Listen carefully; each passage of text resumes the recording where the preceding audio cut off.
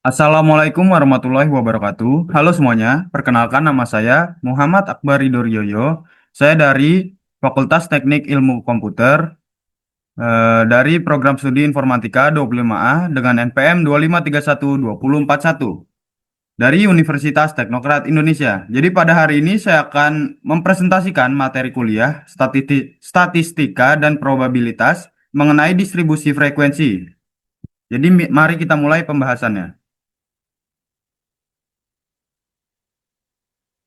Jadi sebelum kita masuk ke materi inti, saya akan menyampaikan agenda atau garis besar presentasi kita hari ini. Jadi yang pertama, kita akan melihat pengertian dan istilah penting.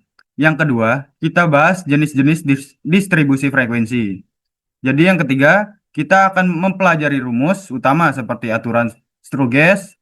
Kemudian kita akan langsung membedah studi kasus nyata dari 40 data nilai ujian dan melihat visualisasinya dalam bentuk histogram serta OGIF hingga yang terakhir melakukan perhitungan mean atau rata-rata dalam kelompok. Jadi sebelum kita mulai, kita harus tahu dulu apa itu distribusi frekuensi. Secara sederhana, distribusi frekuensi adalah sebuah susunan atau penyusunan data mentah mulai dari nilai terkecil hingga nilai terbesar yang kemudian akan dibagi ke dalam kelas-kelasnya atau kategorinya tertentu bersama dengan jumlah frekuensinya. Jadi mengapa kita perlu melakukan ini? Manfaat utamanya adalah untuk merorganisir data mentah yang jumlahnya sangat besar agar menjadi ringkas. Dengan begitu, data menjadi lebih mudah diinterpresentasikan menjadi dasar untuk perhitungan statistik lanjutan, serta mempermudah kita saat ingin membuat grafik atau visualisasi. Baik, di sini ada istilah-istilah penting. Dalam mempelajari distribusi frekuensi, ada 5 istilah penting yang wajib kita pahami. Yang pertama adalah kelas, yaitu kelompok data yang berada di dalam rentang nilai tertentu. Yang kedua, ada batas dan tepi kelas. Tepi kelas ini biasanya dikurangi atau ditambah 0,5 dari batas kelas untuk mencegah adanya celah atau gap antar kelas. Dan yang ketiga, di sini ada lebar kelas atau C, yaitu jarak atau interval antara tiap kelas atas dengan tepi kelas bawah. Yang keempat, di sini ada titik tengah atau XI, yang merupakan nilai rata-rata dari batas bawah dan batas atas kelas tersebut. Nilai inilah yang akan nantinya mewakili kelas kita dalam perhitungan. Dan yang terakhir, di sini ada frekuensi atau F ataupun FI, yaitu banyaknya data yang masuk atau terhitung ke dalam satu kelas tertentu. Jadi kita di sini masuk ke jenis-jenis distribusi frekuensi. Berdasarkan bentuk penyajiannya, distribusi frekuensi akan dibagi menjadi 3 jenis utama. Yang pertama adalah frekuensi biasa, yaitu tabel yang murni menampilkan jumlah absolut atau angka real dari data per kelas. Dan yang kedua adalah distribusi relatif, di mana jumlah frekuensi diubah ke dalam bentuk persentase atau proporsi untuk melihat seberapa besar andil kelas tersebut terhadap total keseluruhan data. Dan yang ketiga adalah frekuensi kumulatif, yaitu akumulasi atau penjumlahan frekuensi dari kelas-kelas sebelumnya. Baik itu kumulatif, kurang dari maupun kumulatif lebih dari. Lanjut, di sini ada rumus-rumus utama. Lalu bagaimana cara kita membuat tabel distribusi frekuensi secara ilmiah? Kita nggak bisa nih asal tebak, melainkan menggunakan rumus matematika.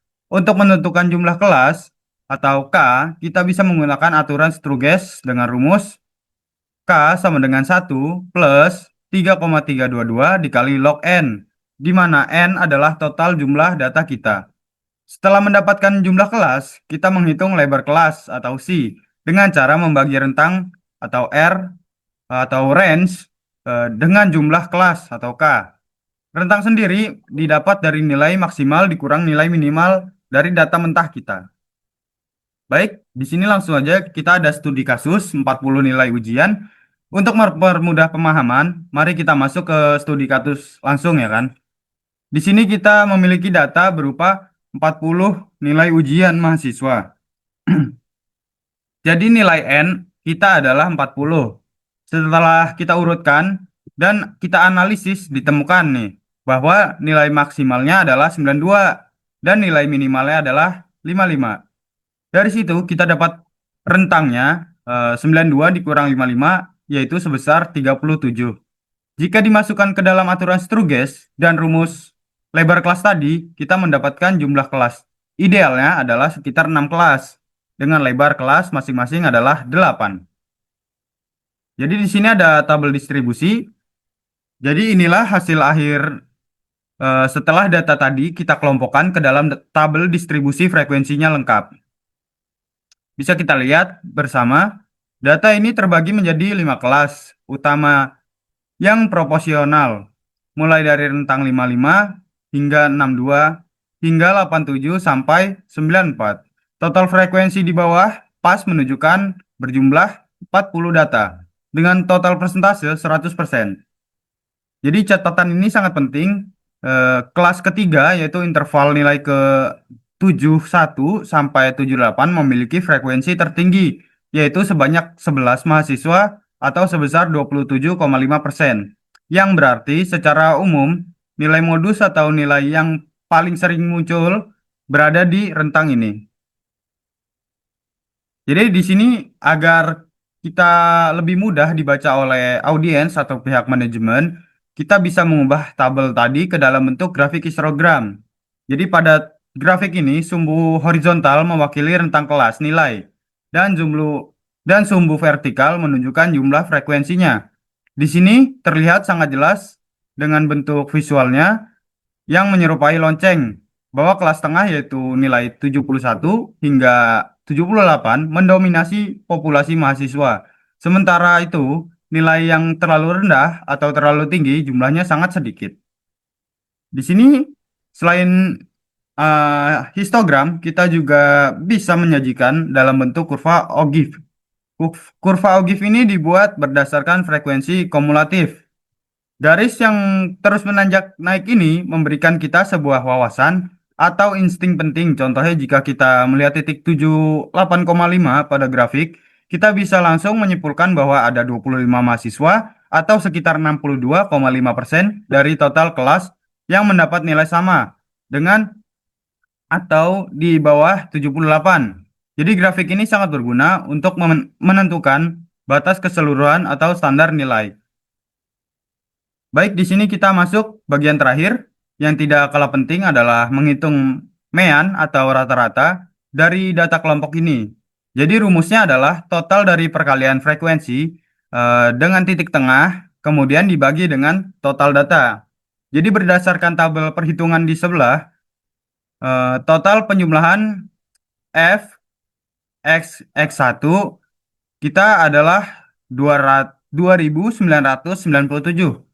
Jadi ketika angka ini kita bagi dengan 40, mahasiswa didapatkan nilai rata-rata kelasnya sebesar 74,9. Jika dimasukkan ke dalam standar akademik, nilai rata-rata ini akan masuk ke dalam kategori baik. Mungkin sebagai kesimpulan, distribusi frekuensi bukan sekedar menyusun angka, melainkan mengubah data mentah yang rumit menjadi sebuah informasi yang terstruktur, bermakna, dan siap digunakan untuk pengambilan keputusan akademik maupun praktis. Jadi demikianlah presentasi dari saya mengenai distribusi frekuensi. Terima kasih banyak atas perhatiannya dan waktu yang diluangkan. Sekarang saya akan tutup. Saya akhiri. Wassalamualaikum warahmatullahi wabarakatuh. Terima kasih.